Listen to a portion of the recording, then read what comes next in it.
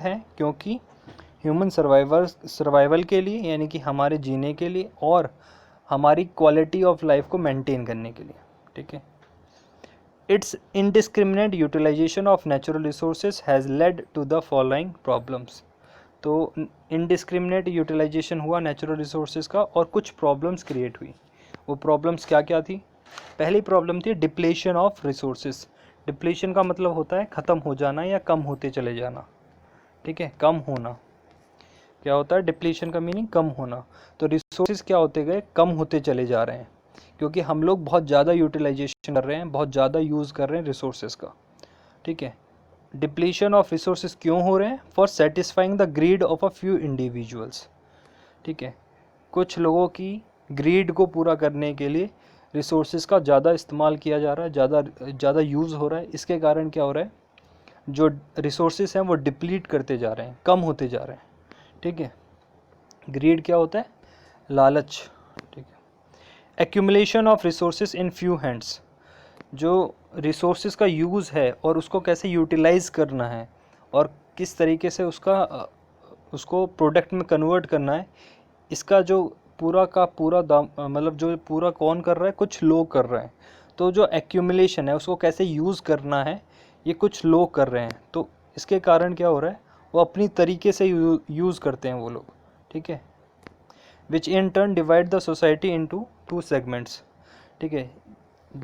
क्योंकि accumulation of resources जो है कुछ लोगों के हाथ में है, कुछ लोगों के हाथ में है, तो इसकी वजह से सोसाइटी जो है वो डिवाइड हो चुकी है, ठीक है। किसी के पास तो कोई चीज़ है और किसी के पास कोई भी बिल्कुल भी चीज़ नहीं है। तो ऐसे लोगों में डिवाइड हो गई है सोसाइटी। किस तरीके से डिवाइड हुई है सोसाइटी?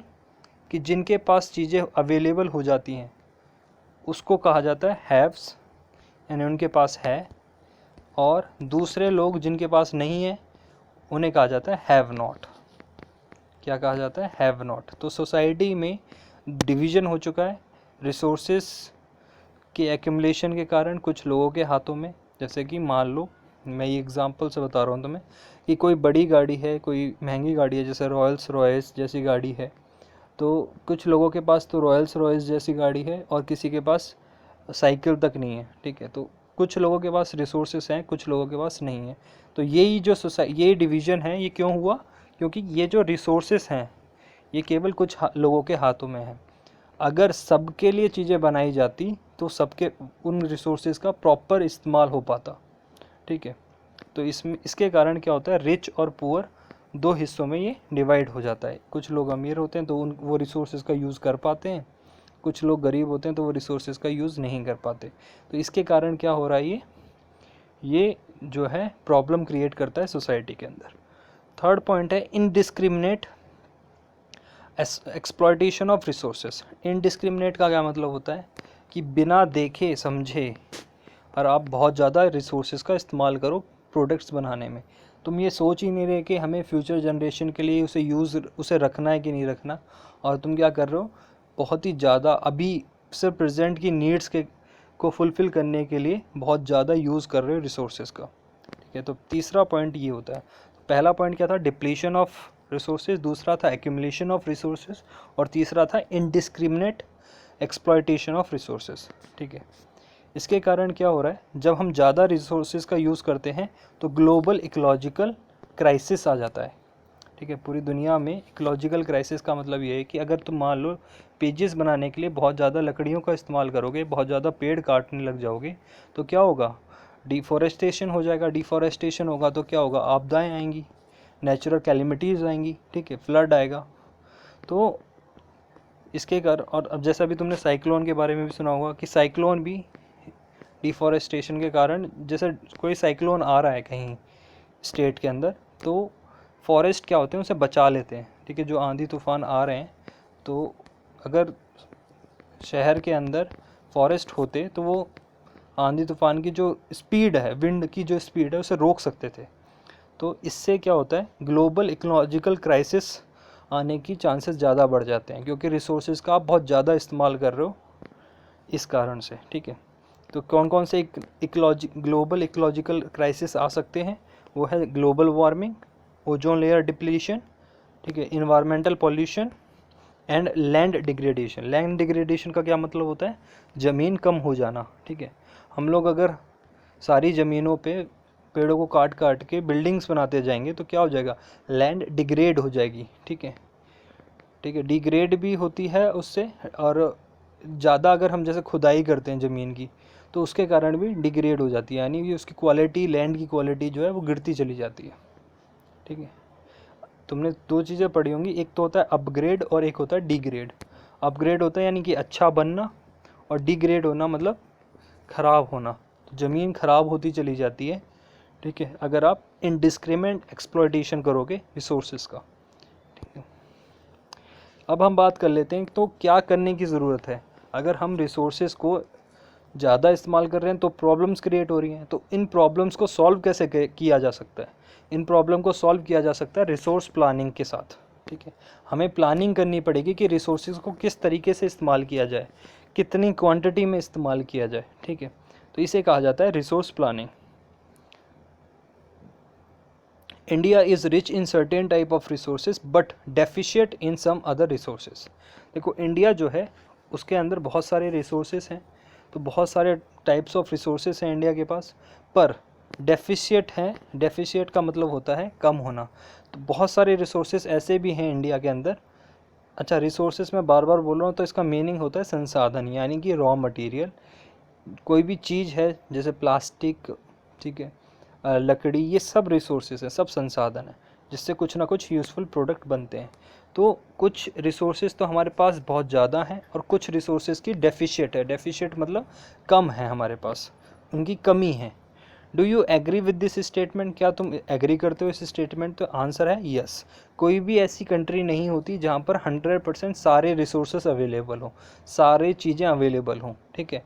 तो हर एक कंट्री के अंदर डेफिसिट होते ही हैं रिसोर्सेज की। अब आपको एग्जाम्पल से और आंसर को सपोर्ट करना है। तो बहुत अच्छा क्वेश्चन है और इसके आने के चांसेस भी रहते हैं हमेशा।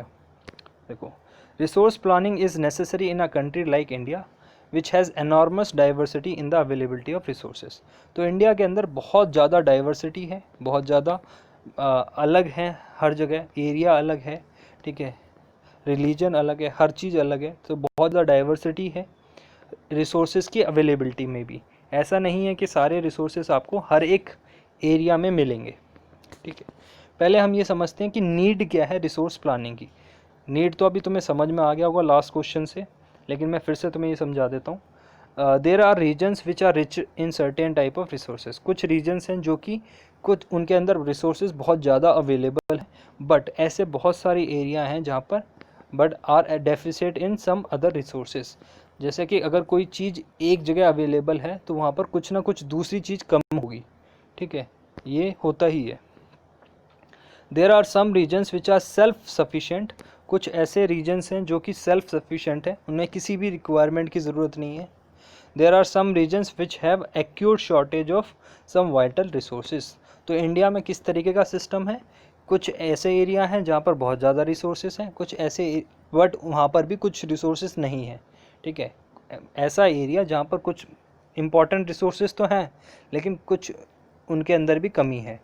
और ऐसे भी कुछ एरिया हैं जहाँ पर सेल्फ सफिशिएंट हैं वो, यानी उनके पास हर चीज़ है, ठीक है, यानी एक नॉर्मल इंसान को जीने के लिए या अपनी लाइफ को चलाने के लिए जो चीज़ें चाहिए वो सेल्फ सफिशिएंट एरिया है।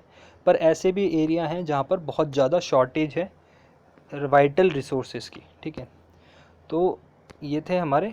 अब हम एग्जाम्पल से ये समझते हैं कि ये कहाँ कहाँ पर क्या क्या चीज़ें अवेलेबल हैं। जैसे झारखंड, छत्तीसगढ़ और मध्य प्रदेश में अगर आप जाओगे तो वहाँ पर बहुत सारे मिनरल्स पाए जाते हैं। तो ये छत्तीसगढ़, मध्य प्रदेश और झारखंड, ये कौन सा एरिया है? इसे कहा जाता है छोटा नागपुर प्लेट्यू, ठीक है। हम बात कर रहे हैं छोटा नागपुर प्लेट्यू की, ठीक है। छोटा नागपुर प्लेट्यू कहाँ पर होता है? मध्य, झारखंड, छत्तीसगढ़ वाला एरिया, ठीक है। बेसिकली मध्य प्रदेश नहीं होता उसमें, ठीक है, लेकिन मध्य प्रदेश भी एक रिच सोर्स है मिनरल्स का। तो यहाँ पर बहुत सारे मिनरल्स पाए जाते हैं, ठीक है। और कोल डिपॉजिट्स हैं, कोयले की खाने हैं झारखंड, छत्तीसगढ़, ठीक है। तो जहाँ पर मिनरल्स होते हैं, जहाँ प्लेट्यू होता है वहाँ पर मिनरल्स पाए जाते हैं। इस बात, यहाँ से हमें एक बात समझ में आती है कि जहाँ पर भी प्लेट्यू होते हैं, कैसे होते हैं प्लेट्यू? इस तरीके से होते हैं, ये पहाड़ नहीं है, इन्हें कहा जाता है पठार। पठार यानी कि ऐसा समतल एरिया जो इस तरीके का होता है, जो फ्लैट सरफेस होता है लेकिन लैंड से ऊंचा होता है। ठीक है, लैंड से जो फ्लैट प्लेन है उनसे बहुत ऊंचा होता है, लेकिन किस तरीके का होता है, इस तरीके का होता है। ठीक है, इस तरीके के पठारों में बहुत सारे मिनरल्स पाए जाते हैं और कोल की माइनिंग भी यहीं पर होती है।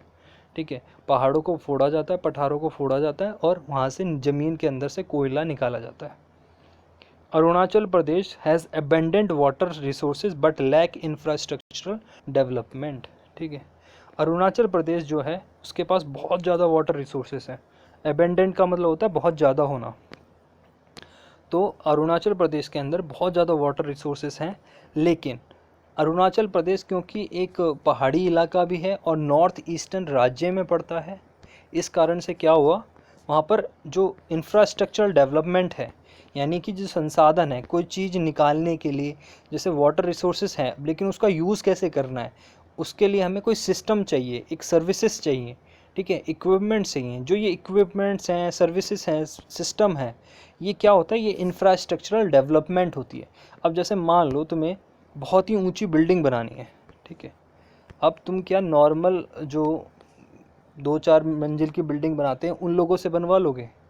क्या वो बना पाएंगे इतनी ऊंची बिल्डिंग? नहीं ना, क्योंकि उनके पास है ही नहीं, सिस्टम ही नहीं है उस तरीके का।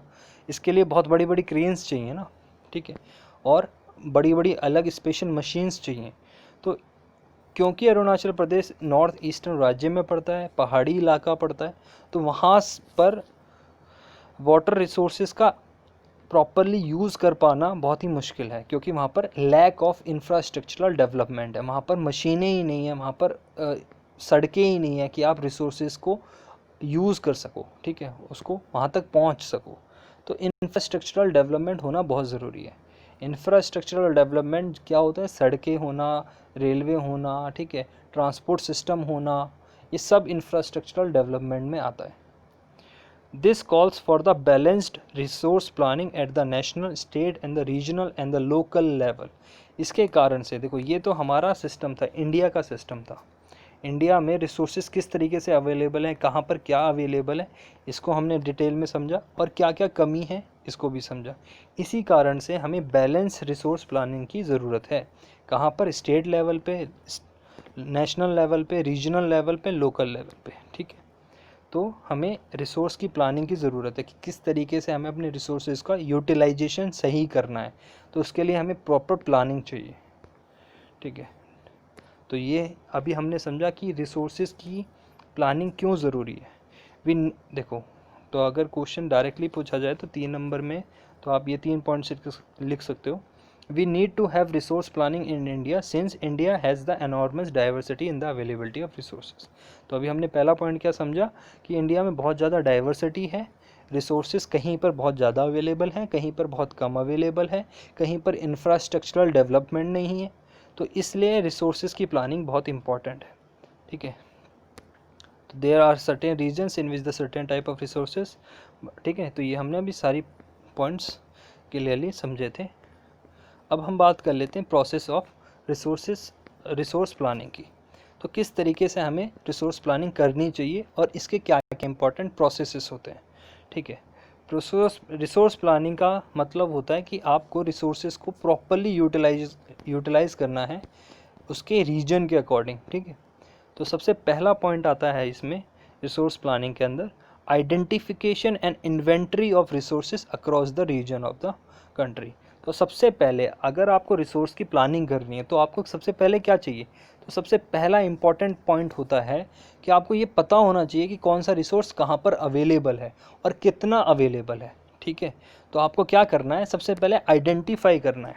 ठीक है, आइडेंटिफाई करना है कि कितना रिसोर्सेज हमारे पास अवेलेबल है और इन्वेंट्री कितनी है उसकी। इन्वेंट्री का मतलब होता है कि कितनी अमाउंट में, कितनी क्वांटिटी में वो अवेलेबल है कंट्री के अंदर। ठीक है, तो सबसे पहला पॉइंट क्या हुआ, identification and inventory of resources across the regions of the country.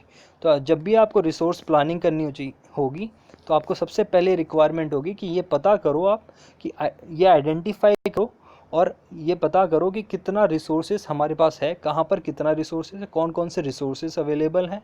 तो इन सब चीज़ों को करने के लिए, आइडेंटिफिकेशन और इन्वेंट्री का पता लगाने के लिए हम क्या करते हैं, हम करते हैं surveying, mapping, qualitative and quantitative estimation and the measurement of the resources. ठीक है, तो आइडेंटिफिकेशन और inventory of the resources across the region of the country को पता करने के लिए आपको क्या करना होगा, पहले सर्वे करना होगा। ठीक है, सर्वे करोगे आप, मैपिंग करोगे कि कितने एरिया में वो अवेलेबल है, किस एरिया में अवेलेबल है। उसके बाद आपको पहले पता करना है कि क्वालिटी किस तरीके की है उस रिसोर्स की। पहले आप सर्वे में क्या पता कर रहे हो कि कहाँ पर क्या चीज़ अवेलेबल है, और फिर आप ये पता कर रहे हो कि कितने एरिया में अवेलेबल है, फिर आप ये पता कर रहे हो कि क्वालिटी किस तरीके की है उसकी। उसके बाद आपको ये पता करना है कि क्वांटिटेटिव एस्टिमेशन कितनी है, यानी कितनी क्वांटिटी में वो अवेलेबल है। कोई रिसोर्स अगर अवेलेबल है, मान लो कोयला कहीं अवेलेबल है, तो आपको पहले ये पता करना होगा कि कहाँ पर कोयला अवेलेबल है, कौन सी उसकी लोकेशन है, कैसी उसकी क्वालिटी है, कैसी उसकी क्वांटिटी है। क्वांटिटी मतलब कितनी अमाउंट में वो अवेलेबल है। ठीक है, और उसके बाद मेज़रमेंट की जाती है कि कितनी कॉस्ट आएगी उसकी, यानी हम अगर उसको निकालेंगे तो उसको निकालने में कितनी कॉस्ट आएगी और क्या उस पर रेट रखा जाना चाहिए ताकि हमारी कॉस्ट निकल सके। तो ये सारी चीज़ें इम्पॉर्टेंट होती हैं, और ये पहला पॉइंट कवर करता है रिसोर्स प्लानिंग का। पहला क्या है, आइडेंटिफिकेशन एंड इन्वेंटरी। ठीक है, सेकंड पॉइंट होता है इवॉल्विंग अ प्लानिंग स्ट्रक्चर। ठीक है, सेकंड पॉइंट क्या है, इवॉल्विंग अ प्लानिंग स्ट्रक्चर। फिर उसके बाद हम प्लान करते हैं प्रॉपरली कि किस तरीके से हम उसको यूज़ करेंगे। In it we make appropriate use of technology. ठीक है, हम क्या करते हैं, उसको एक्सट्रैक्ट कराने के लिए, निकालने के लिए और उसका यूज़ करने के लिए हम क्या करते हैं, टेक्नोलॉजी का यूज़ करते हैं, स्किल्स का यूज़ करते हैं और इंस्टीट्यूशनल सेटअप्स का यूज़ करते हैं for implementing resources development plans. और ये फिर हम पता करते हैं कि हमें कितना रिक्वायरमेंट है उस रिसोर्सेज की कोई चीज़ बनाने के लिए, तो उसकी प्रॉपर प्लानिंग होती है। उसके लिए हमें टेक्नोलॉजी, स्किल्स और इंस्टीट्यूशन की ज़रूरत होती है। टेक्नोलॉजी क्या होती है, मशीनें। ठीक है, स्किल्स मतलब ऐसे लोग चाहिए जो वो काम कर सकते हों। और इंस्टीट्यूशनल सेटअप क्या होता है, संस्थाएं बनाई जाती हैं जो कि वे काम करेंगी, यानी कंपनियां ऐसी जो कि कोयला को निकाल सकती हैं, तो इंस्टीट्यूशनल सेटअप होता है। ठीक है, तो समझ में आई बात। सेकंड पॉइंट क्या है, इवॉल्विंग अ प्लानिंग स्ट्रक्चर। हम क्या कर रहे हैं, उसको निकालने के लिए प्लानिंग स्ट्रक्चर बना रहे हैं। ठीक है, evolving a planning structure. Point number third, matching the resource development plans. और लास्ट थर्ड पॉइंट है matching the resource development plans. It matches the development of the resource with the overall national development. और हमें फिर ये देखना होता है, third में हम मैच करते हैं डेवलपमेंट प्लान्स को, रिसोर्सेज डेवलपमेंट प्लान्स को with the national development plan, कि जो अगर हम ये काम करेंगे तो क्या ये हमारे देश के लिए इम्पॉर्टेंट है, डेवलपमेंट होगी तो क्या फ़ायदा होगा इन पूरे नेशन को। तो इस वाले पॉइंट को भी हम कंसिडर करते हैं। ठीक है, रिसोर्सेज प्लानिंग के लिए तीन इंपॉर्टेंट पॉइंट्स को ध्यान रखा जाता है, आइडेंटिफिकेशन की जाती है, इन्वेंटरी की। ठीक है, और थर्ड होता है, अगला होता है प्लानिंग स्ट्रक्चर बनाया जाता है, और लास्ट होता है हमारा, उसको मैच किया जाता है डेवलपमेंट प्लान्स के साथ। रिसोर्स डेवलपमेंट प्लान को मैच किया जाता है with the national development plan. ठीक है, तो आई होप कि ये प्रोसेस ऑफ रिसोर्स प्लानिंग तुम्हें समझ में आ गया होगा। अब हम बात करते हैं need for conservation of resources. ठीक है, कि क्या क्या नीड्स रही। अब देखो, आपने रिसोर्सेज प्लानिंग कर ली, ठीक है, लेकिन यूटिलाइजेशन तो बहुत ज़्यादा हो रहा है रिसोर्सेज का, तो अब आपको इसको बचाना भी है, रिसोर्सेज को बचाना भी है कि फ्यूचर जनरेशन में जो लोग हमारे आने वाले हैं उनके लिए रिसोर्सेज बचें। तो उसको कंज़र्व करना बहुत ज़रूरी है, उसे बचा के रखना बहुत ज़रूरी है। ठीक है, तो सबसे पहले हम समझते हैं कि हमें नीड क्यों पड़ी कंज़र्व करने की। देखो, resources are vital for the development activities, कि कोई भी डेवलपमेंट एक्टिविटीज़ होती हैं उसके लिए रिसोर्सेज बहुत इंपॉर्टेंट होते हैं। अब जैसे मोबाइल फ़ोन्स है, इसमें सिलिकॉन की चिप्स लगती हैं। अगर सिलिकॉन हम नहीं ढूंढ पाएंगे, डेवलपमेंट नहीं हो पाएगी और उसको नहीं, उस रिसोर्स को हम नहीं मिलेगा हमें, तो फ़ोन्स नहीं बन पाते ना। तो इसलिए किसी रिसोर्सेज आर द वाइटल का मतलब होता है very important for any development activities. ठीक है, कोई भी डेवलपमेंट एक्टिविटी हो रही है किसी भी इस कंट्री के अंदर, उसके लिए resources are the very important point, ठीक है। Second is irrational consumption and over utilization of resources may led to socio economic and environmental problems. देखो, अगर हम उसका कंजम्पशन का मतलब होता है उसको यूज़ करना, अगर हम रिसोर्सेज का इरेशनल कंजम्पशन करेंगे, इरेशनल कंजम्पशन का मीनिंग होता है उसको हम सोच समझ के कंज्यूम नहीं करेंगे। इरेशनल का मतलब होता है बहुत ज़्यादा में जो बहुत ज़्यादा यूज़ कर लेना, ठीक है, किसी चीज़ को। रैशनल होता है सबको बराबर बराबर देना, ठीक है, और इरेशनल होता है किसी बराबरी नहीं देना, किसी के पास ज़्यादा आ जाना, किसी के पास कम आ जाना। तो इरेशनल कंजम्पशन अगर किसी चीज़ का होगा या ओवर यूटिलाइजेशन होगा, यानी जितनी ज़रूरत है उससे ज़्यादा हम रिसोर्सेज को निकाल लेंगे, तो इससे क्या होगा, सोशियो इकोनॉमिक और इन्वायरमेंटल प्रॉब्लम्स क्रिएट होंगी, ठीक है। तो ठीक है, यानी सोशियो इकोनॉमिक मतलब कुछ लोग अमीर हो जाएंगे क्योंकि उनके पास ज़्यादा रिसोर्सेस आ जाएंगे, कुछ लोग गरीब हो जाएंगे क्योंकि उनके पास बिल्कुल रिसोर्सेस नहीं आ पाएंगे, ठीक है। तो ना तो ओवर यूटिलाइजेशन करना चाहिए, ना ही इरेशनल कंजम्पशन करना चाहिए। To overcome these problems resource conservation at various levels is important. तो रिसोर्सेज को बचाए रखना बहुत ज़रूरी है, ताकि, ठीक है, ताकि ये जो प्रॉब्लम्स आ रही हैं इरेशनल कंजम्पशन की और ओवर यूटिलाइजेशन के कारण सोशियो इकोनॉमिक और इन्वायरमेंटल प्रॉब्लम जो आ रही हैं ये ना आए, ठीक है। If the present trend of the resource depletion by a few individuals and countries continue, the future of our planet is in danger.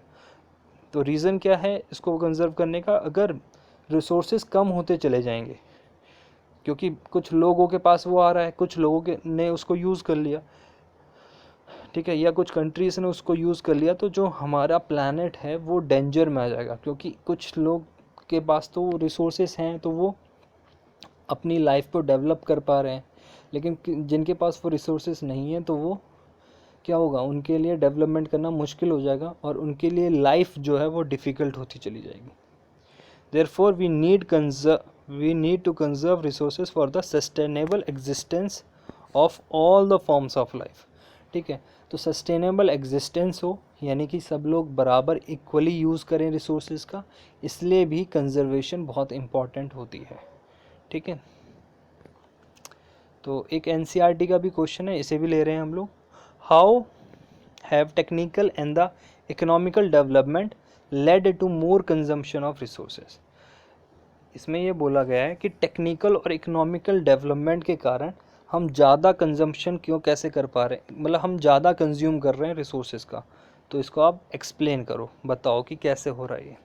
देखो, टेक्निकल और इकोनॉमिकल डेवलपमेंट, टेक्निकल डेवलपमेंट क्या होता है, यानी टेक्नोलॉजी को बढ़ना, ठीक है। जैसे कि पहले छोटे फ़ोन्स हुआ करते थे या लैंडलाइन हुआ करती थी, उसके बाद फ़ोन आए, उसके बाद स्मार्टफोन्स, अब बहुत मतलब स्मार्टफोन्स में भी और भी डेवलप चीज़ें आ रही हैं। तो और इकोनॉमिकल डेवलपमेंट का मतलब होता है यानी कि बड़ी बड़ी कंपनी बनना, ठीक है, या बहुत सारी नई ऑफिसेस खुलना या नए शोरूम्स खुलना, बहुत सारी चीज़ें हैं जो इकोनॉमिकल डेवलपमेंट में आती हैं, जिसमें इससे ये पता चलता है कि कोई कंट्री इम्प्रूव कर रही है, उसके पास पैसा ज़्यादा आ रहा है, ठीक है। देखो, टेक्निकल और इकोनॉमिकल डेवलपमेंट के कारण क्या हो रहा है, हम बहुत ज़्यादा यूटिलाइजेशन कर रहे थे और रिसोर्सेज का बहुत ज़्यादा यूज़ कर रहे हैं, ठीक है। अभी की डेवलपमेंट के लिए, प्रेजेंट डेवलपमेंट के लिए हम क्या कर रहे हैं, more utilisation and exploitation of resources कर रहे हैं हम लोग, ठीक है। Technical and economical development led to more industries, क्योंकि जब टेक्निकल डेवलपमेंट होता है यानी कि मोर टेक्नोलॉजी आएगी। मोर टेक्नोलॉजी कैसे आएगी, जब ज़्यादा इंडस्ट्रीज़ बनेंगी तो ज़्यादा आपको रिक्वायरमेंट होगी चीज़ों की, जब ज़्यादा रिक्वायरमेंट होगी चीज़ों की तो आप ज़्यादा रिसोर्सेज का यूज़ करोगे। तो जब भी टेक्निकल डेवलपमेंट हो रही है तो उसके साथ इंडस्ट्रीज़ की डेवलपमेंट हो रही है, और इंडस्ट्रीज़ की डेवलपमेंट के कारण होता है use of natural resources has increased, ठीक है। नेचुरल रिसोर्सेज का क्या होता है, जो यूज़ है वो ज़्यादा बढ़ता जाता है। As means of transportation and communication are developing fast. देखो, ट्रांसपोर्टेशन और कम्युनिकेशन क्या हो रहा है, वो धीरे धीरे तेज़ी से बढ़ता जा रहा है। They help in mobility of the resources, और इसके कारण क्या होता है, मोबिलिटी ऑफ द रिसोर्सेज होता है। ट्रांसपोर्टेशन और कम्युनिकेशन के कारण कोई भी रिसोर्स कहीं भी पहुंचाया जा सकता है, ठीक है। किसकी वजह से पहुंचाया जा सकता है? ट्रांसपोर्टेशन और कम्युनिकेशन की वजह से, ठीक है। कम्युनिकेशन होता है बातचीत करके, और ट्रांसपोर्टेशन होता है यानी गाड़ियों से आप सामान को एक जगह से दूसरी जगह आसानी से पहुंचा सकते हो। तो ट्रांसपोर्टेशन और कम्युनिकेशन के कारण क्या हुआ? मोबिलिटी ऑफ द रिसोर्सेज आसान हो गई, ठीक है। ड्यू टू फास्ट हो गई, due to the technological advancement, techniques of mining and quarrying are also improving, leading it to safer mining and more resources and more economical development. देखो, technological development, advancement आ गई है आज की दुनिया में। तो टेक्नोलॉजी आ चुकी है, टेक्नोलॉजी के कारण क्या होता है? बड़ी बड़ी मशीनें आ चुकी हैं जो कि माइनिंग करने में बहुत आसान रहती हैं और क्वेरिंग करने में बहुत इजी रहता है उनके लिए, ठीक है।